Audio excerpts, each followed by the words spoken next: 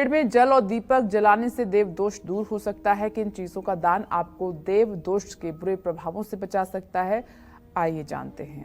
पंडित जी बताएं। देखिए, आप अपनी जन्म कुंडली के लग्न के अनुसार कैसे उपाय करके इस तरह के दोष से खुद को और अपने परिवार को बचा सकते हैं, ये मैं आपको बताना चाहता हूं। यदि आपका मेष लग्न में जन्म हुआ है तो पीपल के पेड़ में रविवार को छोड़कर हर दिन आपको जल चढ़ाना चाहिए और शाम के समय पीपल के पेड़ के नीचे सरसों के तेल का दिया जलाना चाहिए। और जब भी किसी धर्म स्थान में या गंगा के किनारे जाएं तो वहां अपने पितरों के लिए आपको पिंडदान भी करना चाहिए और मिट्टी का मटका किसी योग्य व्यक्ति को दान करना चाहिए। यदि आपका वृषभ लग्न है तो मां दुर्गा की मन लगाकर उपासना करनी चाहिए। दुर्गा सप्तशती का संपूर्ण रूप से पाठ करना चाहिए। चांदी की कटोरी में दिव्य खीर बना करके, पंचमेवे डाल करके, चांदी का चम्मच रख करके देवी को नैवेद्य के रूप में अर्पित करना चाहिए। और अगर हो सके तो 11वें अध्याय के मंत्रों का हवन खीर से करना चाहिए आम की प्रज्वलित लकड़ियों पर। आपकी अगर मिथुन लग्न है तो किसी जरूरतमंद कन्या के विवाह में कुछ आपको सहयोग करना चाहिए, किसी की बीमारी में मदद करनी चाहिए और अपने कुलदेवी की पूजा हर शुभ कार्य के पहले करना चाहिए। आज समस्या यही है कि लोगों को अपने कुलदेवी का ही नहीं पता है, कुलदेवता का ही नहीं पता है।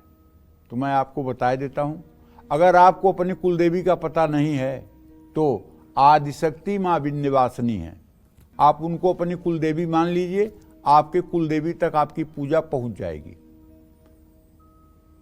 जैसे मुंह में अन्न डाला जाता है तो सारे शरीर का पोषण होता है, उसी तरह से आदिशक्ति होने के नाते मां विंध्यवासिनी का उपासक, मां विंध्यवासिनी को मान लेने वाला अपने समस्त कुल की देवियों को पूजित कर लेता है।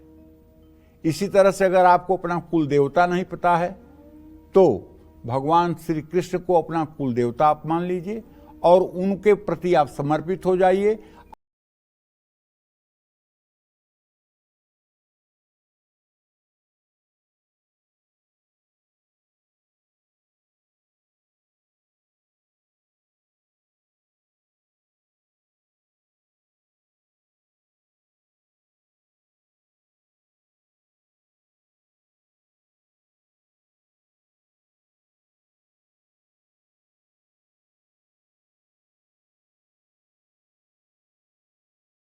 है उसमें हर जगह मैं समाहित हूं। ये गीता का प्रभु का वाक्य है, ये मेरा वाक्य नहीं है। अगर आपका कर्क लग्न है तो दूध या उड़द से बनी हुई चीजों का दान करना चाहिए। पवित्र नदियों या स्थानों पर दीप जलाना चाहिए। अगर आपकी सिंह लग्न है तो आपको समय समय पर पिंडदान करते रहना चाहिए, अन्नदान करना चाहिए और हो सके तो माघ के महीने में प्रयाग में जाकर अपने पितरों के लिए सैया दान करना चाहिए। आपका कन्या लग्न है तो शिव पूजन करना चाहिए, भागवत महापुराण, गीता का पाठ करना चाहिए। जय मां विंध्यवासिनी।